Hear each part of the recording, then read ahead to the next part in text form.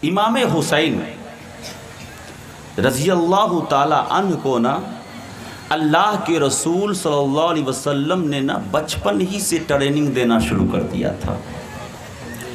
आज लोग ताज्जुब करते हैं कि करबो बला के मैदान में 3 दिन तक भूखे और प्यासे कैसे रह गए, और 3 दिन तक भूखे और प्यासे रहने के बाद भी यजीदियों से मुकाबला किया, और 1-2 यजीद नहीं सैकड़ों यजीदियों को इमाम हुसैन ने अपनी तलवार के जद में ला करके उसे कत्ल कर दिया था।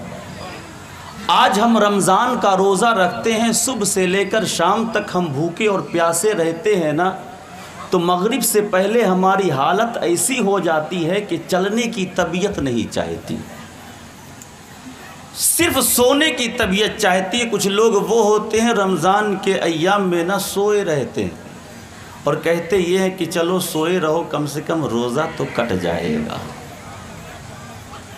रोज़ा काटने के लिए कुछ लोग सोने की आदत बना लेते, किसी तरीके से मस्जिद का मुअज्जिन अज़ान दे दे, बस उसे यही फिक्र रहती है। 1 मिनट पहले ही दे दे सही है, मगर 1 मिनट बाद नहीं होना चाहिए। होता है कि नहीं होता? अगर 1 मिनट बाद दे दिया तो सारे मुक्तदी दूसरे दिन रमज़ान में पहुंच जाएंगे। मुअज्जिन साहब क्या बात है, 1 मिनट बाद देते हो अज़ान। 1 दिन का हमारा मामला ये है, सुबह से लेकर शाम तक हम भूखे और प्यासे रहें तो हमारी हालत ख़राब हो जाती है। आज लोग ये सोचने पर साइंटिस्ट भी मजबूर है कि आखिर 3 दिन तक 72 नुफुसान कुदसिया करबो बला के मैदान में भूखे कैसे रह गए थे। तो मैं आपको बताऊं, ये ट्रेनिंग किसी दुनिया के सरकार की नहीं थी, ये ट्रेनिंग थी तो मदीने के अहमद मुख्तार की ट्रेनिंग थी। अब आपको मैं ट्रेनिंग बता रहा हूं कि कैसे मुस्तफ़ा जाने रहमत ने अपने नवासे की ट्रेनिंग की थी। अल्लाह के रसूल सल्लल्लाहु अलैहि वसल्लम के बारगाह में सहाबे किराम की जमात मौजूद है। एक शख्स ना एक खजूर की टोकरी लाया सदका के तौर पर कि हुजूर ये सदका है, खजूर है इसमें, ऐ अल्लाह के रसूल इस मदीने के फ़कीरों और गरीबों में तकसीम फरमा दें। खजूर की टोकरी वहीं पर रखी हुई थी। इमाम हुसैन का बचपना था, छोटी सी उम्र के थे। जाहिर सी बात है कि बच्चा तो बच्चा ही होता है, उसकी फितरत में ये होता है कि सामने जो चीज़ हो, अगर वो खाने और पीने की चीज़ हो तो बच्चा फ़ौरन उसकी तरफ अपना हाथ बढ़ा देता है। बस यही हुआ, हुसैन आज़म ने उस टोकरी में अपने हाथ को बढ़ाया और बढ़ाने के बाद उससे एक खजूर निकाली और अपने मुंह में डाल लिया। मुस्तफ़ा जाने रहमत ने उस खजूर को अपने उंगली मुबारक हुसैन के मुंह में डालते हैं, उस खजूर को बाहर निकाल देते हैं और मुस्तफ़ा इरशाद फरमाते हैं, ऐ मेरे नवासे, ये खजूर तुम्हारे लिए जायज़ नहीं है, क्योंकि ये सदका का खजूर है, आले मोहम्मद पर सदका को हराम किया गया। तो मुस्तफ़ा जाने रहमत ने बचपन ही से ट्रेनिंग करना शुरू कर दी। खजूर जब आपने अपने मुंह में डाली तो मुस्तफ़ा ने अपने अंगुश्ते मुबारक, उंगली मुबारक को हुसैन आज़म के मुंह में डाले और डालने के बाद आपने खजूर को मुंह से निकाल फेंका। ये बात सुन ली, ट्रेनिंग शुरू है बचपने से। आपने ये भी सुना होगा कि फ़ातिमतुज़ ज़हरा रज़ी अल्लाह ताला अन्हा का घर वो घर है कि जिस घर में कई दिनों तक चूल्हे नहीं जला करते थे, कई दिनों तक, हफ्तों तक चूल्हे नहीं जला करते थे। हदीसे पाक आप उठाकर देखोगे तो आपको पता चलेगा, कई दिनों से चूल्हा नहीं जला था। 3 दिन से मौला अली फ़ातिमतुज़ ज़हरा रज़ी अल्लाह ताला अन्हा रोज़े से थी। और ये कौन सा रोज़ा था? हमारे और आपकी तरह रोज़ा नहीं था कि रात में खाओ पियो मस्त रहो और दिन में भूखे रहो।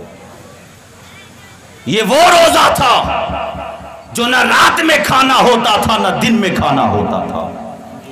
रात भी बगैर पानी के गुजरती थी, बगैर खाने के गुजरती थी, दिन भी बगैर खाने और बगैर पानी के गुजरता था।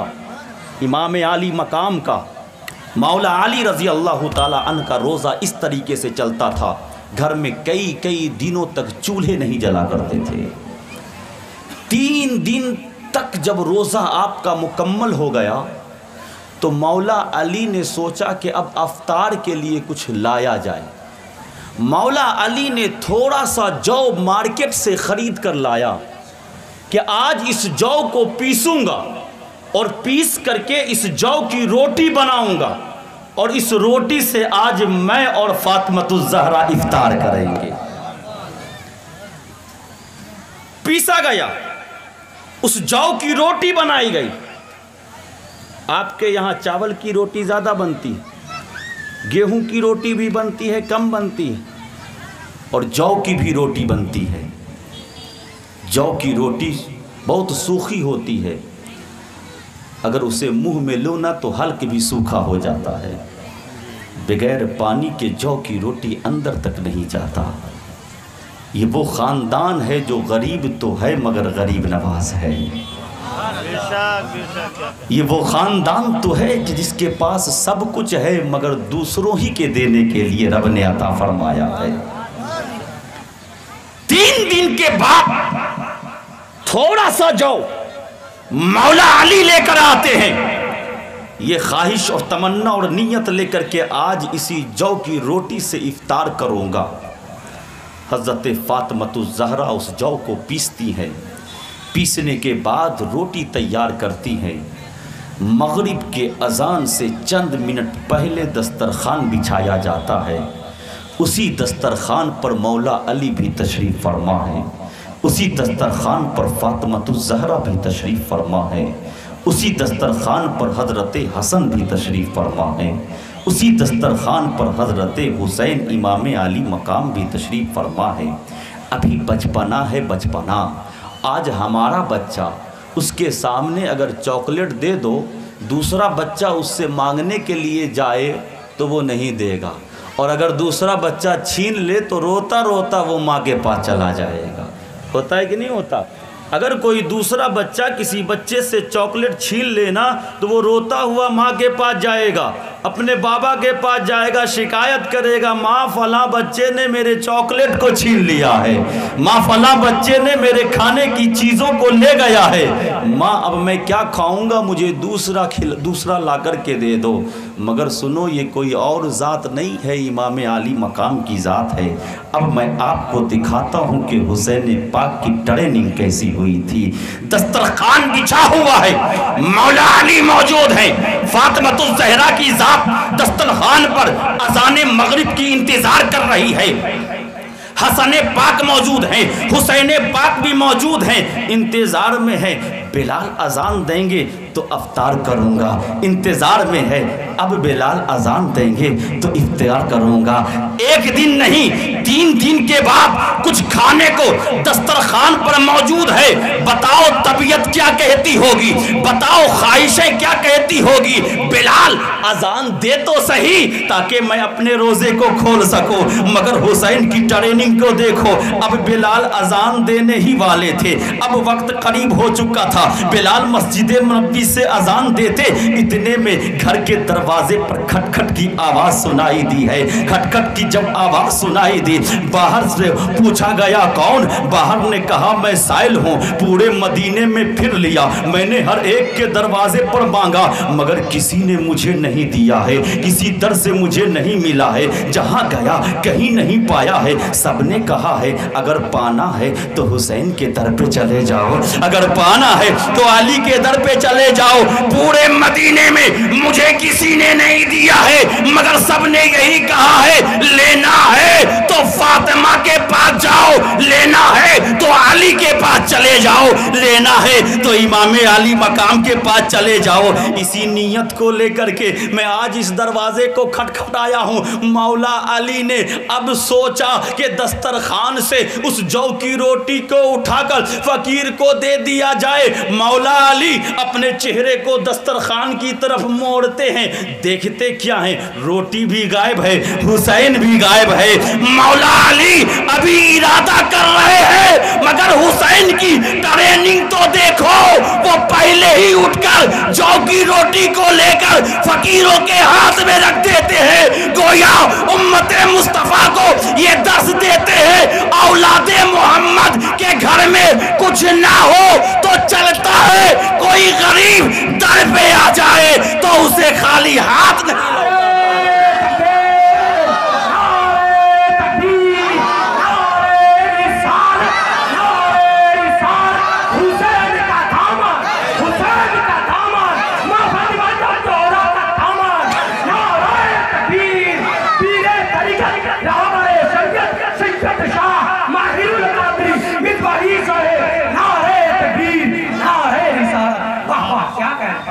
ये हुसैन पाक की ट्रेनिंग है।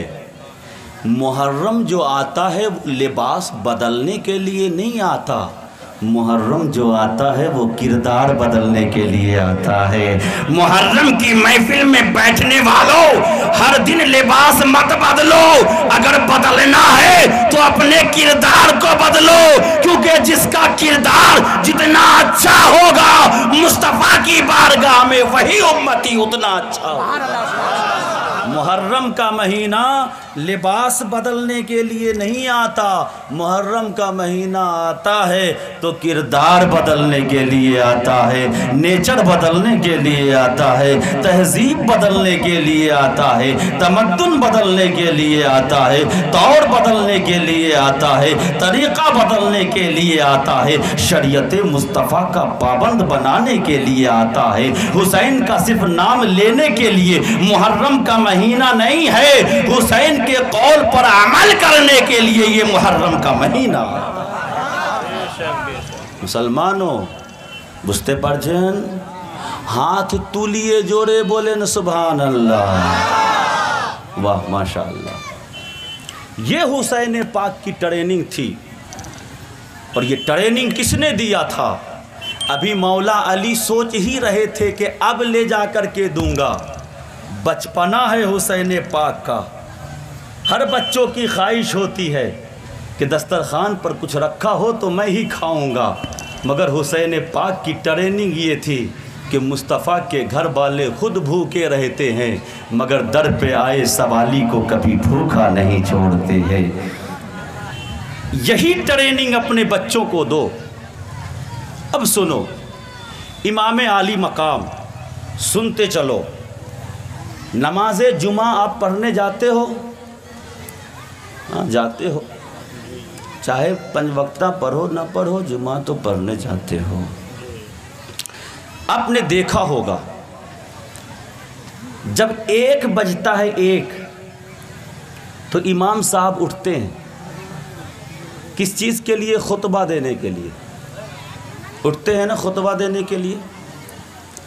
खुतबा जब देना शुरू करते हैं ना, तो पहले खुतबा दिया, देते देते देते देते फिर बैठ गए, फिर थोड़ी देर तवक्कुफ़ करते हैं, बैठते हैं, फिर थोड़ी देर के बाद फिर उठते हैं और फिर खुतबा शुरू कर देते हैं। होता है कि नहीं? आपने देखा है? अगर अब तक तवज्जो पीछे जाने वालों, जो जुमा में सबसे पीछे जाते हैं ना, कि अब मुकब्बिर तकबीर देगा, जाके पीछे से अल्लाह अकबर कह के जुमा की नमाज़ पढ़ लेंगे और सबसे पहले आ जाएंगे, तो उन लोगों से मैं कहूँगा कि कभी कभी पहले भी जाकर पहली सफ में बैठकर देखा करो कि जुमा की नमाज़ पढ़ाई कैसे जाती है।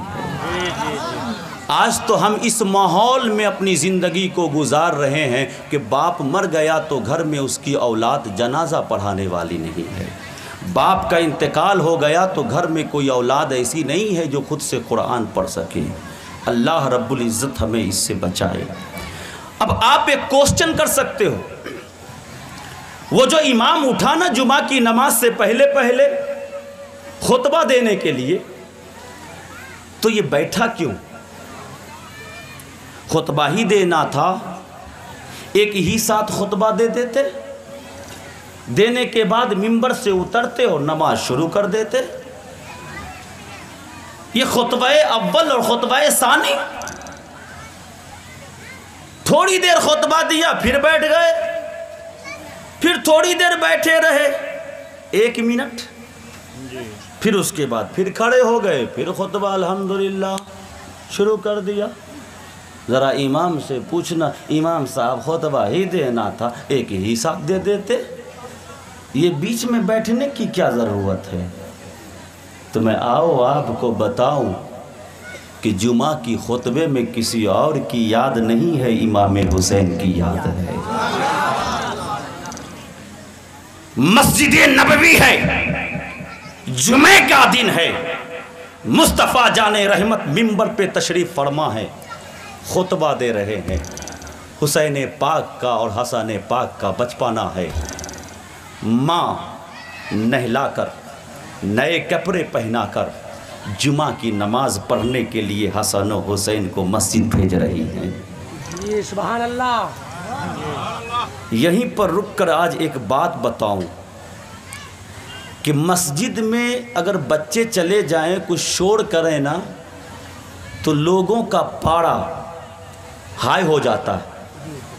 आपने देखा होगा, लोगों का पारा जो होता है ना, पारा तो थर्मामीटर वाला पारा, वो हाई हो जाता है।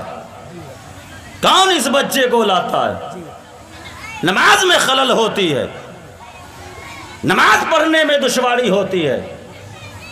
अब बेचारा वो क्या करेगा, डांट सुन लिया, अब जो अगला जुमा होगा ना, बोलेगा बेटा तू मत जा, वरना तो आज फिर मैं डांट सुन लूंगा। बदमाशी तू करेगा और डांट बाबा सुनेगा। बच्चों को मस्जिदें ले जाया करो, बचपन ही से उसे तरबियत सिखाओ, उसे तहजीब सिखाओ।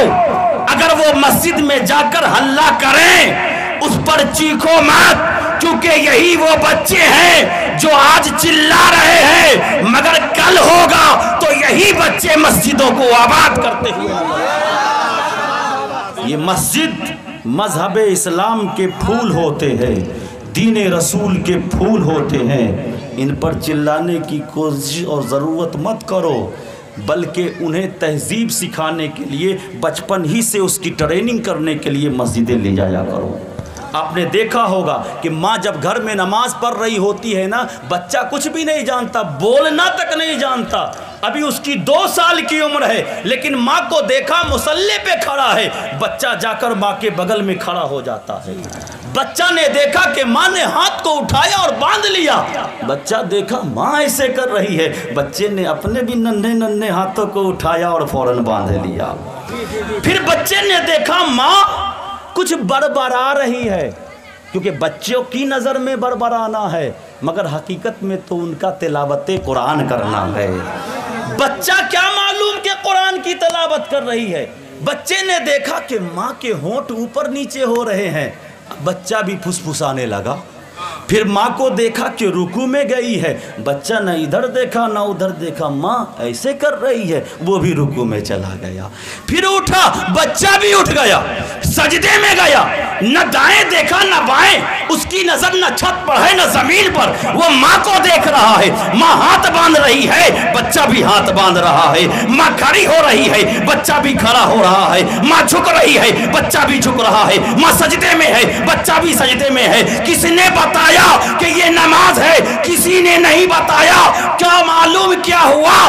बच्चे यूनिवर्सिटी से पहले अपने माँ से सीखा करते हैं, अपने बाप से सीखा करते हैं। बाप अच्छा हो तो बेटा अच्छा होता है, माँ अच्छी हो तो बेटी अच्छी होती है।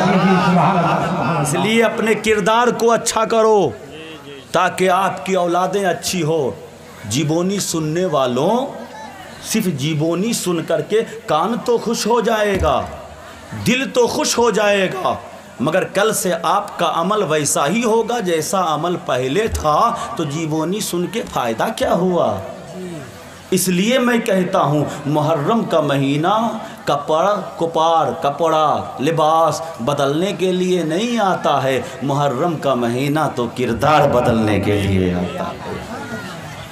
तो एक क्वेश्चन है कि नहीं, इमाम साहब पढ़ते पढ़ते बैठ क्यों जाते, एक ही साथ पढ़ देते ताकि थोड़ा 1 मिनट बच तो जाता, 1 मिनट पहले हम घर चले जाते, है ना। तो अब सुनो, मस्जिद नबवी है, मुस्तफ़ा जाने रहमत खुतबा दे रहे हैं। खुतबा देते देते मुस्तफ़ा जाने रहमत की नज़र मस्जिद के बाग पर पड़ी। 2 छोटे से नन्हे मुन्ने बच्चे नए नए कपड़े पहनकर लड़खड़ाते हुए कदमों से मस्जिद नबवी में दाखिल हो रहे हैं। वो दोनों छोटा बच्चा कौन है? एक का नाम हसन है तो दूसरे का नाम हुसैन है। छोटे बच्चे लड़खड़ा रहे हैं, पैर में इस वक्त उतनी ताकत नहीं है कि वो अपने पैर को टिका सके। मुस्तफ़ा जाने रहमत फरमाते हैं कि मुझे ख़तरा लाहिक हुआ कि कहीं मेरा नवासा गिर न जाए, कहीं मेरे नवासे को चोट न पहुँचे, कहीं मेरे नवासे को ज़ख्म न लग जाए। मुस्तफ़ा जाने रहमत फरमाते हैं मैंने खुतबा को मौकूफ़ कर दिया, खुतबा छोड़ दिया, मिंबर से उतरे, हसन के पास और हुसैन के पास गए, दोनों को अपने गोद में लिया, लेने के बाद मिंबर के सामने लाकर बैठा दिया। फिर खुतबा शुरू हुआ, फिर खुतबा शुरू हुआ। तो ये तरीका बना कहाँ से इमाम का खुतबा के बीच में बैठना? ये तरीका बना है तो मोहम्मद मुस्तफ़ा से बना है, और मोहम्मद मुस्तफ़ा का हर अमल हमारे लिए इबादत होती है। गोया जुमा के खुतबे में ये बैठने वाला इमाम बैठता इसलिए है कि इसलिए कि मुस्तफ़ा जाने रहमत ने खुतबा को सुकूत किया था। खुतबा के दरमियान में आप छोड़कर इमाम हसन और हुसैन को लेने चले गए थे, मगर ईमान ये कहता है कि 2 जुमे के दरमियान में जो खुतबा होता है उन दोनों के दरमियान में बैठना इमाम हुसैन को याद करना है।